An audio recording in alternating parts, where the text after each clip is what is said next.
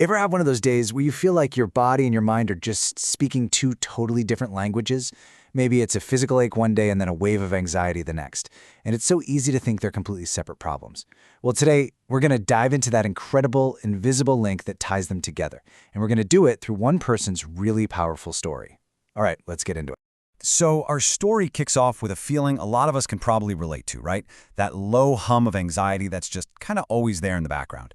It wasn't some sudden crisis, but more of a slow burn, a familiar feeling that was about to get a whole lot louder. And here's where we really start to see that invisible connection bubble up to the surface.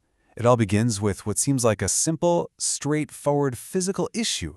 But trust me, that's just the tip of the iceberg. Okay, so it starts with something you can pinpoint. The doctor says, yep, that pain in your hands? It's arthritis. On paper, it's a clear-cut physical problem. But just watch how fast those lines start to get blurry. Because that diagnosis, it just opens the floodgates. All of a sudden, it's not just about the pain anymore. It's about, am I going to lose the things I love to do, like gardening or playing the piano? That physical symptom is now directly feeding the mental distress. And then, as if that wasn't enough, there's another layer. Our character also deals with asthma, a condition that can make the simple act of breathing feel like a genuine struggle. Now this is where it gets really interesting. You see how the mental and physical symptoms start to mirror each other? The real physical struggle to breathe from asthma starts to morph into that terrifying feeling of a panic attack, where you feel like you can't breathe. The body and the mind are literally caught in this awful feedback loop. So here's the thing. This vicious cycle doesn't just stay in its lane. It spills out into every single corner of life. The stress makes it impossible to sleep, and that exhaustion makes trying to focus at work a daily nightmare. They're just completely overwhelmed, totally drained, both physically and mentally. But then something clicks. A moment of clarity, a chance encounter with a new idea that completely reframes the entire problem. This is the real turning point in the story.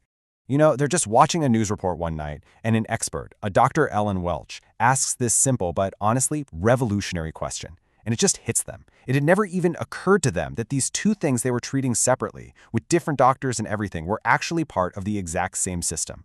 And that question leads us to Dr. Welch's whole way of thinking.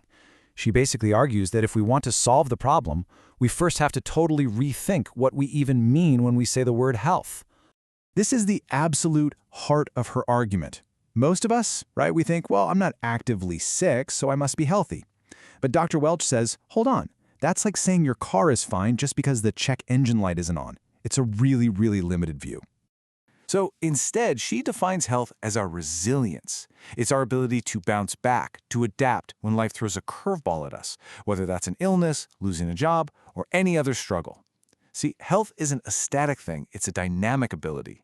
And this shows that our resilience, well, it doesn't just come from nowhere. Of course, genetics play a role, but so does our environment, the quality of our relationships, our education, how stressful our job is. Every single one of these is a thread in the super complex web that makes up our overall health. Okay, so if health is this huge, interconnected thing, what are we supposed to do about it? How do we actually get better? Well, Dr. Welch lays out some really clear, actionable ways to build up that resilience. So the first two are the ones we all kind of expect, right? Take care of your body with a good diet and exercise with a doctor's guidance. But here's what's so game-changing. The other two pillars are given just as much weight. Learning coping skills isn't some soft skill. It's a core health practice, just as important as going to the gym. Why? Because when you're chronically stressed, your body is flooded with hormones like cortisol, which can mess with everything from your immune system to causing inflammation.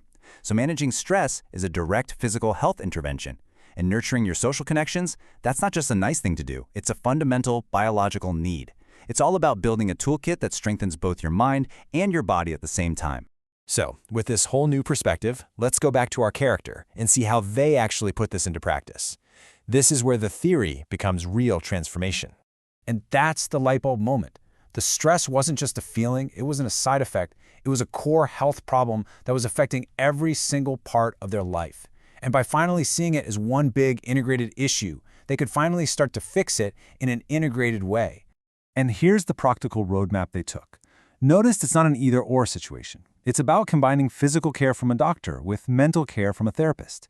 And from there, it's about building skills, learning to actually manage stress and putting real effort into building healthy relationships. It's about treating the whole person, not just a list of symptoms. And look, the outcome isn't some perfect, problem-free life. Healing almost never is. There's still good days and bad days, but the huge difference is the understanding. Just knowing that their physical and mental health are connected gives them the perspective and the tools they need to navigate all those ups and downs.